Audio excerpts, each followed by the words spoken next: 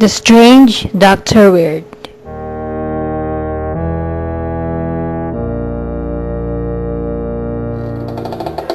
Good evening. Come in, won't you? Why? What's the matter? You seem a bit nervous. Perhaps the cemetery outside his house has upset you, but there are things far worse than cemeteries. For instance, a woman with murder in her heart, as in my story tonight, a story I call The Voice of Death.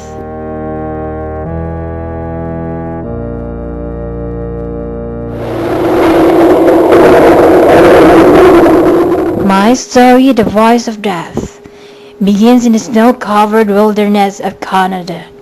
In a high, narrow canyon, a man and woman and skis sit resting in the trunk of a fallen tree, catching their breath.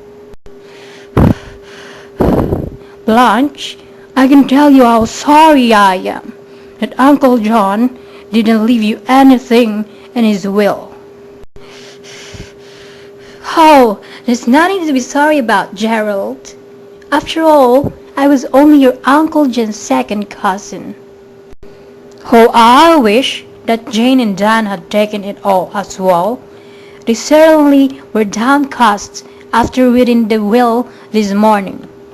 Well, naturally, they were your uncle's niece and nephew too, and had hoped to share the estate with you.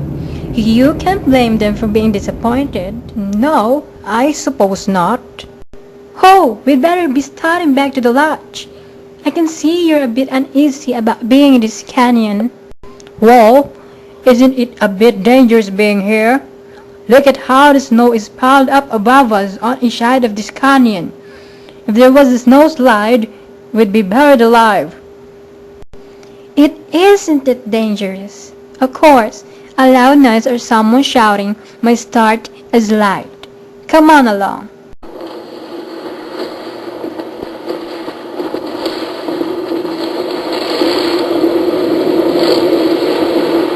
There is some sort of scientific explanation for that, isn't there? Huh? I mean vibrations sent out by the voice. Yes, that's right. I've often stood outside the mouth of a canyon and started snowslides with nearby shouting. Oh, snowslide must be quite a sight. Hundreds of tons of snow rolling and crashing down. Well, you can breathe easily now. We're out of danger. Oh dear. Lose something? Oh yes, my camera. I think I left it back in the tree that we were sitting on. Oh, Gerald, would you mind getting it for me? No, of course not, Blanche.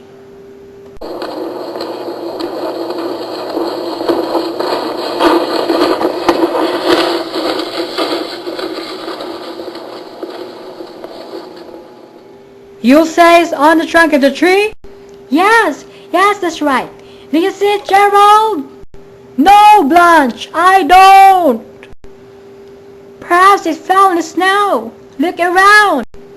I'm looking, but I don't see any sign of it. Blanche, the snow!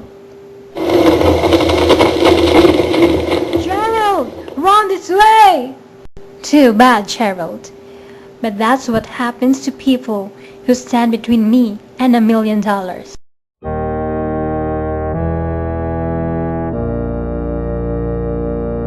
Oh, Blanche, it's so terrible. Gerald buried under all the snow. Perhaps we should have stayed in the canyon until they found the body. Nonsense, Jane. There's nothing we could have done there. John and I will share Uncle John's estate now, but I'd gladly give up my share if it would bring Gerald back alive. I know you would, dear. Okay, we will cross the river here, Jane.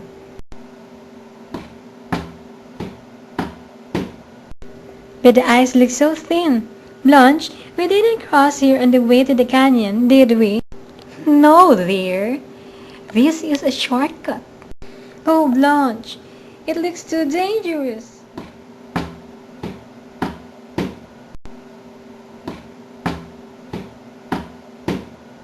It will support us. I'll tell what, I will cross first. Oh, Blanche, I wish you wouldn't.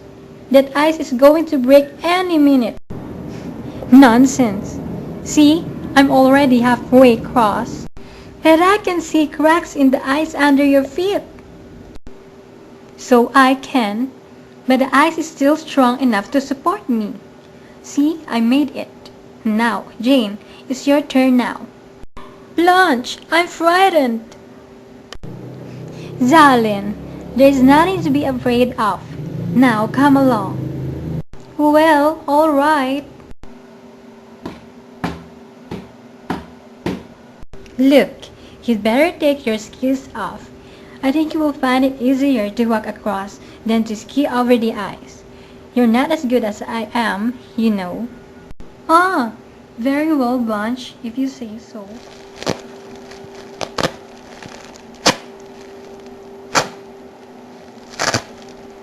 Hurry, dear. It will soon be dark.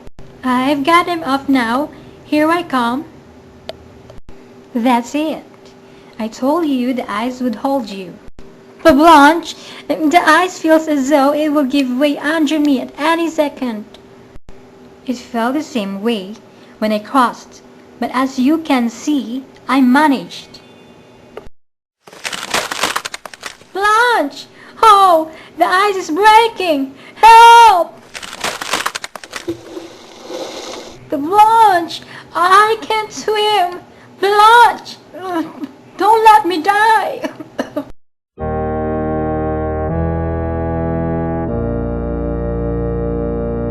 Oh, poor Jane.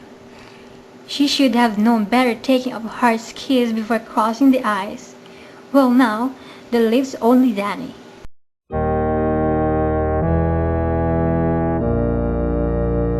Will Blanche succeed in getting rid of Dan? Will she get Uncle John's estate?